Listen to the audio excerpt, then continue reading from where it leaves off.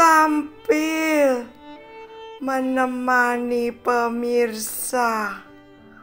Sebenarnya sudah lama nenek ikuti tiap hari loh. Tapi kali ini nenek ingin menyapa pemirsa saat teduh BDKA. Wow, senang sekali. Nenek bersedia menemani Kila menjelaskan tentang janji Allah.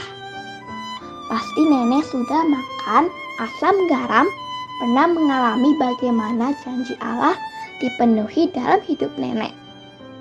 Dan berharap sampai Kila menjadi tua seperti nenek, semakin berpegang pada janji Allah.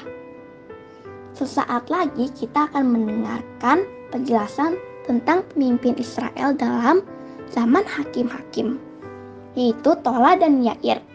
Yuk duduk yang manis, dengarkan hamba Tuhan. Halo adik-adik, selamat berjumpa dengan renungan firman Tuhan berpetualang dalam kerajaan Allah. Adik-adik, saya mau tanya, ada nggak di antara kalian yang dimarahin papa mama, tapi saking marahnya papa mama itu mendiamkan kalian? Ada? Ada ya.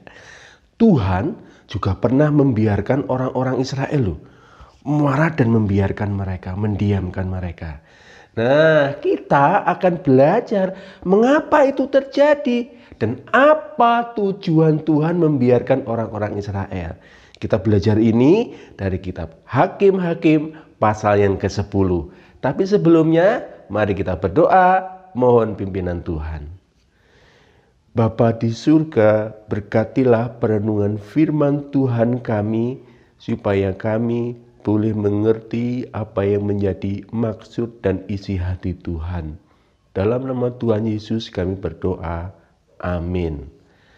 Adik-adik, Tuhan selalu membangkitkan orang untuk menolong orang Israel agar tidak meninggalkan Tuhan dan beribadah kepada ilah-ilah yang lain. Di antara mereka ada Tola, ada Yair, yang walaupun mereka bukan orang-orang yang sempurna adik-adik. Misalnya saja Yair. Yair ini adalah orang yang mementingkan keluarganya sendiri dan mencari hormat bagi dirinya sendiri. Dari mana kita tahu? Dia mempunyai 30 orang anak laki-laki. Wih, banyak ya. Dan masing-masing anak ini diberikan kuasa untuk menguasai, memimpin satu kota. Jadi mereka mempunyai 30 kota.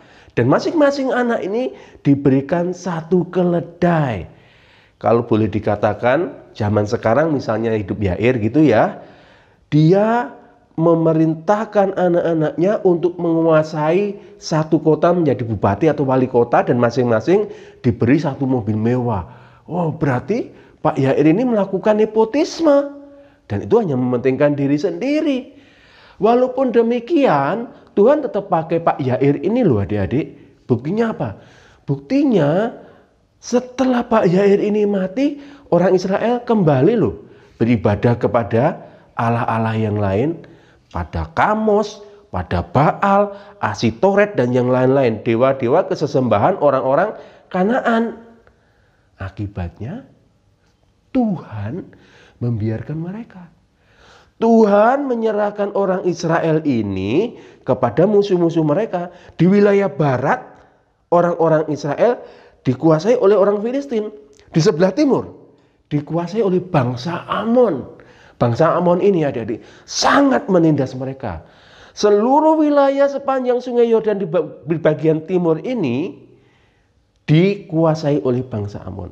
Punyanya suku Ruben, punyanya suku Gad, punyanya suku Manase yang setengah itu dikuasai semua oleh Bani Amon. Tidak hanya itu, mereka berani menyeberang sungai Yordan dan menyerang suku-suku di sebelah sungai Yordan. Punyanya suku Yehuda direbut sama mereka. Punyanya suku Efraim dicaplok sama mereka. Punya suku Benyamin disikat sama mereka. Orang Israel sangat menderita satu persatu wilayah mereka direbut sama orang-orang Amon dan sangat menindas orang Israel.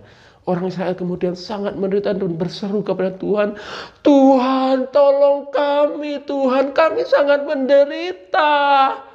Kami sangat sengsara, wilayah kami habis dikuasai oleh orang Amon. Tuhan tolonglah kami. Apa jawab Tuhan? Tuhan mengatakan kepada mereka, bukankah kamu lebih memilih dewa-dewa orang-orang Kanaan? Mengapa ketika kamu terdesak, berseru kepadaku, datanglah kepada mereka, mungkin ada pertolongan dari mereka. Adik-adik, memang kalau dipikir-pikir orang Israel ini sangat kurang ajar. Kenapa? Ketika mereka terdesak, sulit, mereka baru datang kepada Tuhan. Jadi mereka ini hanya mencari berkat Tuhan saja dan tidak mau Tuhannya, adik-adik. Padahal kalau dipikir-pikir, berkat Tuhan bagi mereka sangat melimpah. Ketika Tuhan membebaskan mereka dari tanah Mesir, Tuhan melakukan mujizat-mujizat, tulah-tulah yang besar sehingga orang Mesir takluk kepada mereka. Bahkan ketika orang Mesir pun tetap mau mengejar mereka dan mereka dihadang oleh laut, Tuhan membuka kuasanya, orang Israel berjalan di darat dan Tuhan menenggelamkan orang Mesir. Di padang gurun, mereka tidak kedinginan, mereka tidak kepanasan. Adik-adik tahu kan, kalau di padang gurun itu siang panas sekali, malam dingin sekali. Tetapi dengan tiang awan, dengan tiang api Tuhan menjaga mereka. Mereka tidak kekurangan makan, Tuhan berikan mana. Mereka tidak kekurangan minum, Tuhan membelah batu. Sehingga airnya memancar keluar, mereka bisa minum. Ketika mereka menyerang tanah Kanaan, mereka menyerang bangsa yang lebih gagah, lebih banyak dengan benteng-benteng yang kuat. Mereka bisa merebut itu. Kenapa? Karena Tuhan yang menolong mereka. Tetapi mereka tidak mau Tuhan, hanya mau berkatnya saja. Itu kayak adik-adik loh. Adik-adik bilang, aku gak suka sama papa. Papa galak. Atau, aku gak suka sama mama. Mama cerewet. Padahal papa yang ngajarin kalian belajar baik, ya kan? Mama yang masakin kalian sehingga kalian bisa makan dengan enak. Tapi bilangnya, aku nggak mau sama papa galak. Aku nggak mau sama mama cerewet. Itu kurang ajar seperti orang Israel, adik-adik. Tapi benarkah bahwa Tuhan membiarkan mereka, adik-adik? Tidak. Dalam kedaulatannya untuk sementara waktu Tuhan membiarkan mereka supaya orang-orang Israel ini belajar bedanya mengikut Tuhan, bedanya mengikut para ilah, bedanya mengikut para berhala itu seperti apa. Supaya ketika mereka tahu, oh begini susahnya ketika aku mengikut berhala, oh begitu enaknya aku mengikut Tuhan. Tuhan mau supaya mereka sungguh-sungguh bertobat dan tidak lagi mengikuti ilah-ilah yang lain. Ketika Tuhan diam, berarti ada rencana Tuhan yang indah agar orang-orang Israel mau sungguh-sungguh bertobat dan setia mengikut Tuhan. Kalau papa mama marah dan diam, itu juga kesempatan untuk adik-adik. Mungkin ada kesalahan yang harus diperbaiki.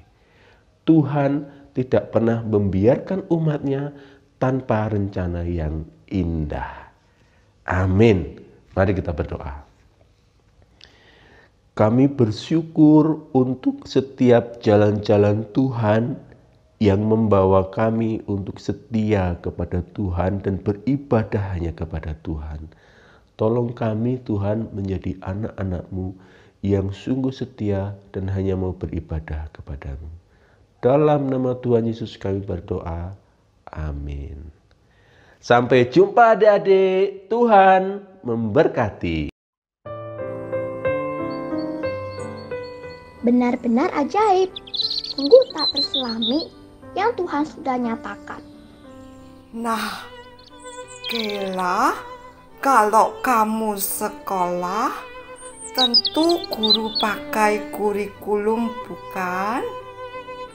Ternyata Tuhan juga pakai kurikulum, yaitu kurikulum penderitaan, supaya kita bisa terlatih dan lulus. Benar juga ya, Nek.